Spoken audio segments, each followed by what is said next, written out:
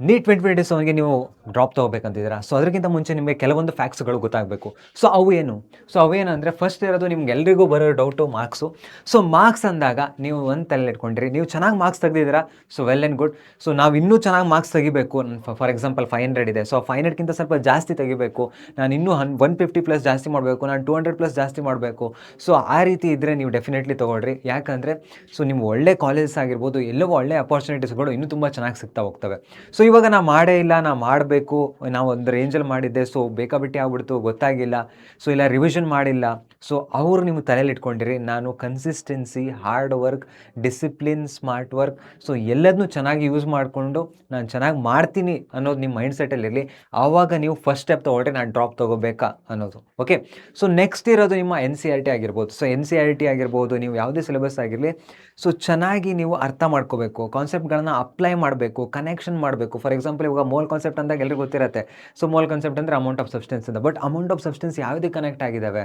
ಮೋಲಿಗೆ connect ಆಗಿರ್ಬೋದು, volume connect ಆಗಿರ್ಬೋದು, litre connect ಆಗಿರ್ಬೋದು, ಮಾಸಿ ಕನೆಕ್ಟ್ ಆಗಿರ್ಬೋದು, ಮೋಲಾರ್ ಮಾಸಿ ಕನೆಕ್ಟ್ ಆಗಿರ್ಬೋದು.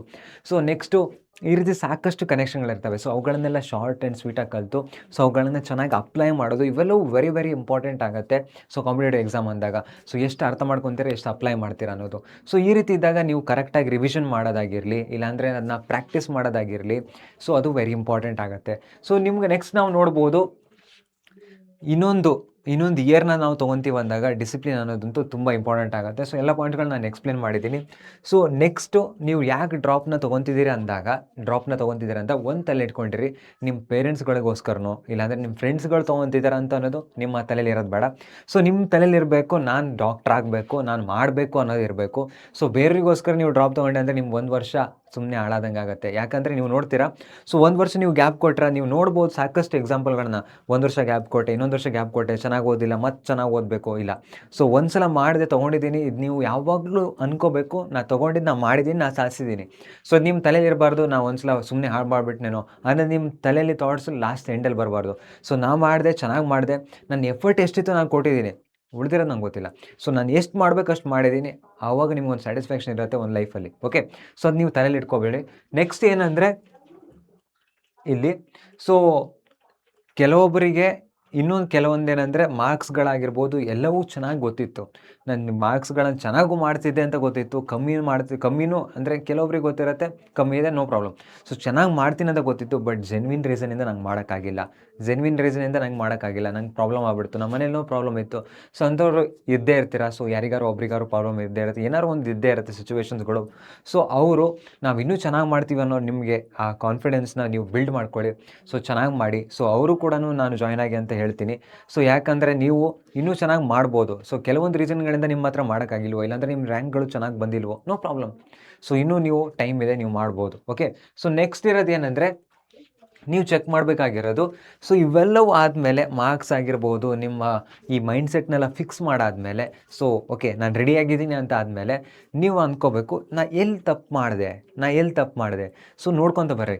ನೀವು ಯಾವುದಾದ್ರೂ ಒಂದು ರೀಸನ್ನ ಇಟ್ಟಿರ್ತೀರ, ಒಂದೇ ರಿವಿಷನ್ ಆಗಿರ್ಬೋದು, ಇಲ್ಲಾಂದರೆ ನಿಮಗೆ ಲ್ಯಾಕ್ ಆಫ್ ಕಾನ್ಫಿಡೆನ್ಸ್ ಆಗಿರ್ಬೋದು, ಇಲ್ಲಾಂದರೆ ಎಕ್ಸಾಮ್ ಭಯ ಆಗಿರ್ಬೋದು, ಸೊ ಇಲ್ಲಾಂದರೆ ನೀವು ಏನಾದರೂ ಒಂದು ಕಂಪ್ಯಾರಿಸನ್ಸ್ ಆಗಿರ್ಬೋದು, ಸೊ ಅದರಿಂದ ನೀವು ಡಿಮೋಟಿವೇಟ್ ಆಗಿರ್ಬೋದು.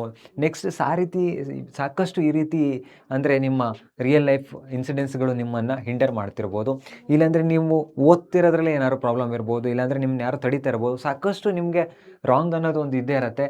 ಸೊ ಅದು ಎಲ್ಲಿ ತಪ್ಪು ಮಾಡಿದೆ ನಾನು, ಇನ್ನು ಮುಂದೆ ಎಲ್ಲಿ ಮಾಡಬಾರ್ದು ಅನ್ನೋದು ನಿಮ್ಮ ತಲೆಯಲ್ಲಿರಲಿ. ಓಕೆ, ಸೊ ನೆಕ್ಸ್ಟ್ ಇರೋದು, you are committed to the following structured plan every day. So ನಿಮ್ಮ ತಲೆಯಲ್ಲಿ ಯಾವುದೋ ಮಾಡ್ತಿದ್ರೆ ಅಂದರೆ, ಫಾರ್ ಎಕ್ಸಾಂಪಲ್ ನಾವು ಇವಾಗ ಏಕೆನ್ ಬ್ಯಾಚ್ ಮಾಡ್ತಾ ಇದ್ದೀವಿ. ಸೊ ಡೈಲಿ ನಾವು ಎಷ್ಟು ಪ್ಲ್ಯಾನ್ ಅಂದರೆ ಎಷ್ಟು ಕ್ಲಾಸ್ಗಳಿರ್ತವೆ, ಎಷ್ಟು ಲೈವ್ ಲೆಕ್ಚರ್ಸ್ಗಳಿರ್ತವೆ.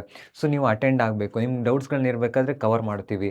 ಸೊ ಇವುಗಳನ್ನೆಲ್ಲ ನೀವು ತಲೆ ಇಟ್ಕೊಂಡು ಸೊ ಸ್ಟ್ರಕ್ಚರ್ಡಾಗಿ ನಾವು ಮಾಡ್ತೀವಿ ಅನ್ನೋದಿದ್ರೆ, ಸೊ ಏಕೆನ್ ಬ್ಯಾಚ್ ಇದೆ. ಸೊ ಏಕೆನ್ ಬ್ಯಾಚ್ ಬೇರೆ ಇವಾಗ 4499ಗೆ ಗೋಲ್ಡ್ ಸೇಲಲ್ಲಿ ಆಫರಲ್ಲಿದೆ. ಸೊ ನೀವು ಬೇಕಾದರೆ ಹೋಗಿ ಏಕೆನ್ನ ಸರ್ಚ್ ಮಾಡಿದರೆ ನಿಮ್ಗೆ ಸಿಗತ್ತೆ. Okay, so 4499ಅಲ್ಲಿದೆ. 4499 ನೀವು ಹೋಗಿ ಸರ್ಚ್ ಮಾಡ್ಬೋದು. ಸೊ ಗೋಲ್ಡ್ ಸೇಲ್ ನಡೀತಾ ಇದೆ. ಸೊ ಅದಕ್ಕೋಸ್ಕರ ಆಫರಲ್ಲಿದೆ. ಸೊ ಇವು ಸ್ಟ್ರಕ್ಚರ್ಡ್ ಪ್ಲ್ಯಾನ್, ಸೊ ಎಲ್ಲವೂ ನಿಮಗೆ ಬೇಕು. ಡಿ ಪಿ ಪಿಸ್ ಎಲ್ಲವೂ ಇಲ್ಲಿ ಸಿಗ್ತಾ ಹೋಗ್ತವೆ. ಡಿ ಪಿ ಪಿ ಸಿಗ್ತಾ ಹೋಗ್ತವೆ. ನೆಕ್ಸ್ಟು ನಿಮ್ಮ ಮೈಂಡ್ ಮ್ಯಾಪ್ಸ್ ಆಗಿರ್ಬೋದು, ಶಾರ್ಟ್ ಮ್ಯಾಪ್ಸ್ ಆಗಿರ್ಬೋದು, ನೆಕ್ಸ್ಟು ನಿಮಗೆ ನೋಟ್ಸ್ ಆಗಿರ್ಬೋದು, ನೆಕ್ಸ್ಟ್ ಲೈವ್ ಲೆಕ್ಚರ್ಸ್ ಆಗಿರ್ಬೋದು. ಸೊ ಎಲ್ಲ ಏನು ಬೇಕು ಎಲ್ಲವೂ ಡೀಟೇಲ್ಡ್ ಆಗಿ ಸ್ಟ್ರಕ್ಚರ್ಡ್ ಆಗಿ ಬೇಸಿಕ್ಸಿಂದ ಹೇಳ್ಕೊಟ್ಟು, ಸೊ ಎಲ್ಲವೂ ಒನ್ ಬೈ ಒನ್ ಹೇಳ್ತಾ ಇದ್ದೀವಿ. ಸೊ ನಿಮ್ಗೆ ಬೇಕಾದರೆ ನೀವು ಚೆಕ್ ಮಾಡ್ಬೋದು.